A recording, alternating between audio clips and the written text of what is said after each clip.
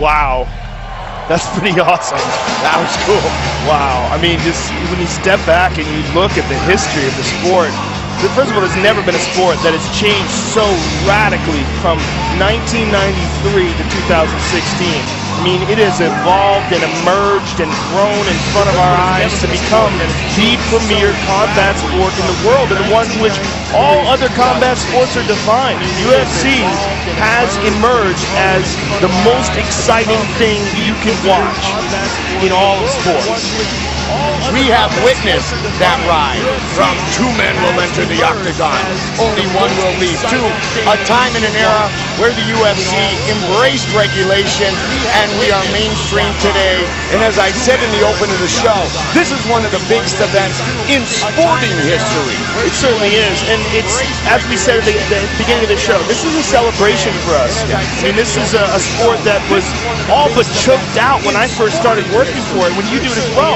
UFC 12, there was no pay-per-view on cable. You had to get it on satellite TV. It was the only way to get it. I mean, it was a bad time for sport. The internet kept this sport alive, and until Zuffa came along and bought it and brought it into the mainstream, it was a sport that had a very real possibility of dying off, and I'm so thankful now. When I look back at all the fights that you and I have been privileged to call, and just watching this thing emerge, it has just been so satisfying and so rewarding. From Ultimate Japan for me, Joe, till today, Randy Couture won the heavyweight title then, but be honest, you miss Bay St. Louis, Mississippi. I don't. I'm going to be honest, I like shows in Vegas. All of them were great experiences. It certainly was, partner, and this is the biggest show ever in Las Vegas. UFC 200, Tate versus Nunes, sponsored by Bud Light. Raise one to right now. This week's drama has been well documented, and the man it has directly affected the most is Daniel Cormier, who's gone from a main event title fight against his most bitter rival to a spectacular showcase against the greatest fighter of all time, Anderson Silva, who will fight on 48 hours' notice.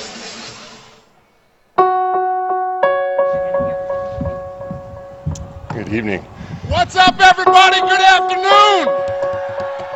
The biggest, baddest fight card in UFC history, UFC 200. What my story will be is a guy who was brought to his knees, and a guy who made things right, a guy who changed, got his life together, and became even more extraordinary. Sobering truth is, his history dictates and determines that the same thing is going to happen. This kid will not change. He will not change. He's the same guy, and he will continue to up. The UFC organization was notified tonight that the U.S. Anti-Doping Agency has informed Jon Jones of a potential anti-doping policy violation, and therefore the fight has been removed from the fight card.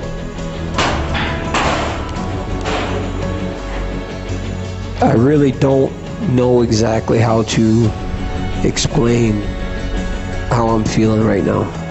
More than anything, just really disappointed. I'm just here to fight. And a fight he will get.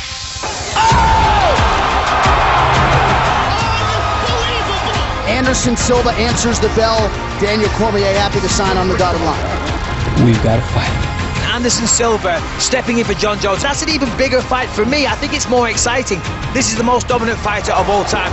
Oh, goodness!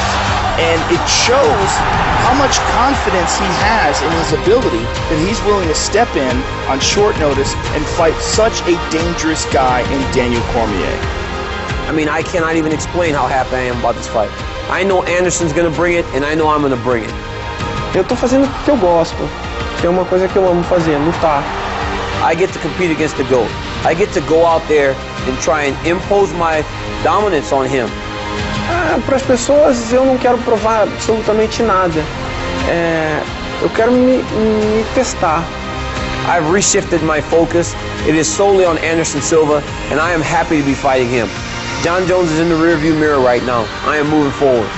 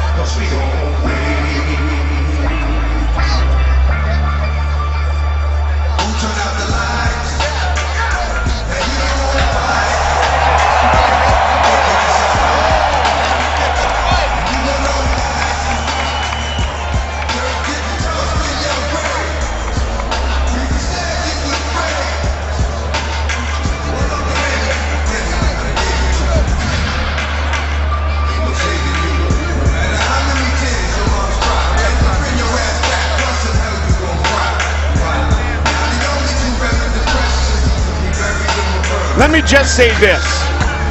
That man is the greatest of all time, about to enter the octagon for the 21st time. Let's let him walk in. Let's take in the atmosphere.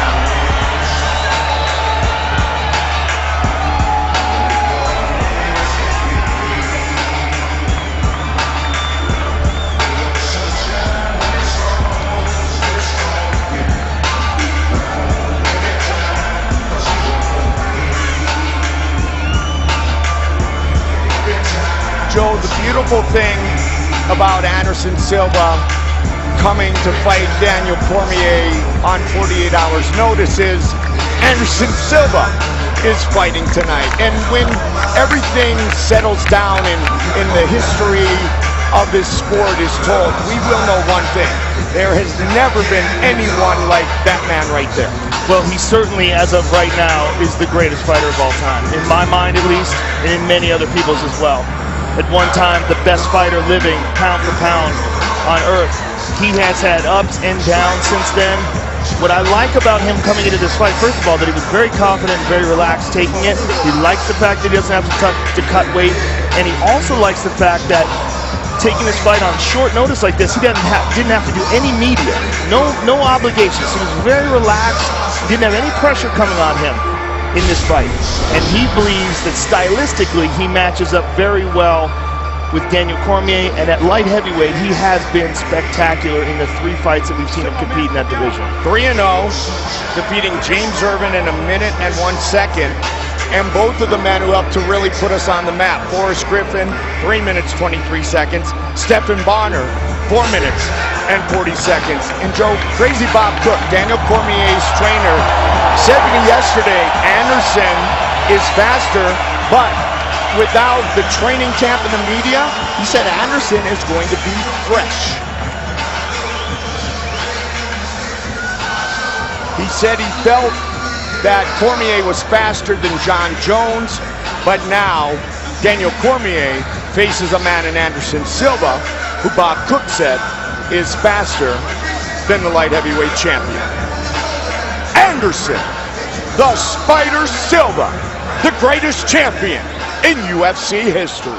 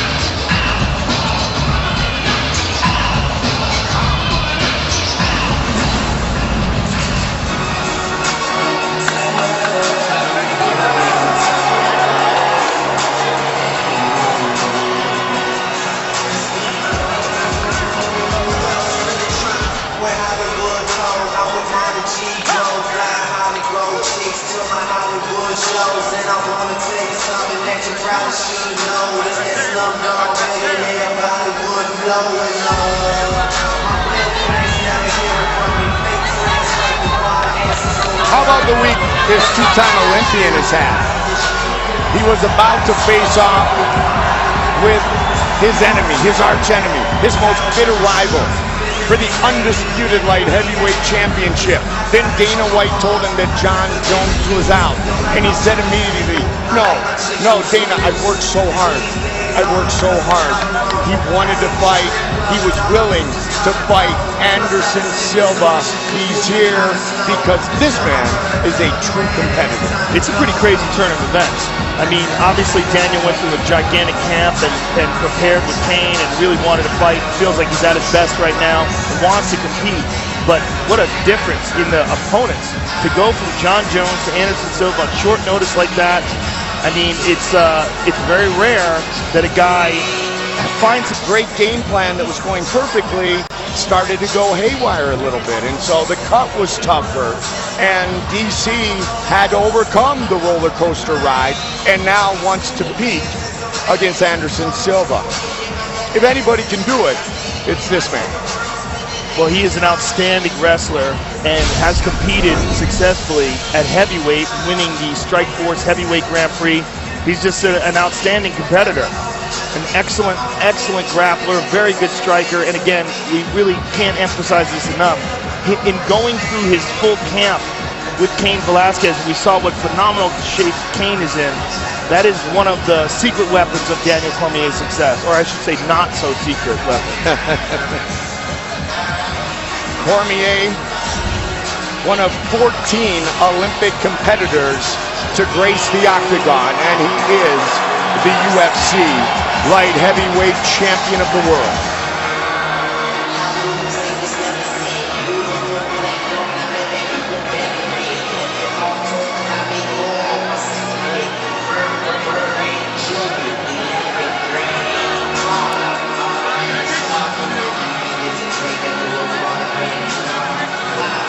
Our tail of the tape for this light heavyweight fight. Daniel Cormier, 37 years old. Anderson Silva, 4 years his elder. Much taller and a significant reach advantage. Look at Anderson, no cut at all. 198.5. Once again, Bruce Buffer.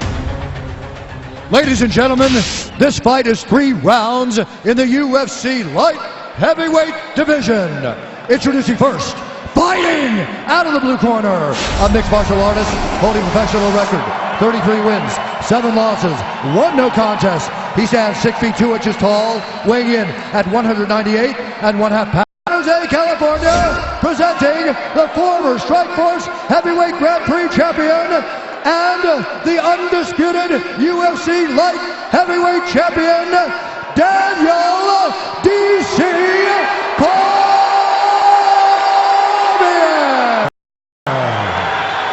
And when the action begins, our referee in charge, John McCarthy. Big John McCarthy, our referee. Daniel Cormier. Anderson Silva. Here we go! Tonight's Fight Clock brought to you by Bud Light. Raise one. So right now, the southpaw out of Curitiba, Brazil, the Spiders. He's in the yellow trunks, the Brazilian colors, DC in the dark trunks. Now, conventional wisdom would say that a guy like Anderson knows that. He's going to try to get inside on Anderson early and embrace the ground. There it is. And he's got it. Brazilian Jiu-Jitsu black belt Anderson Silva does not want to carry Daniel Cormier's weight. He definitely does not. Daniel is thick and powerful and has tremendous posture, and it's incredibly difficult to control him on the ground, especially when he's on top of you and fresh like this. Anderson trying to set up the right arm bar, throwing those legs up, eating some punches here on the ground with DC. Anderson 3-0 at 205.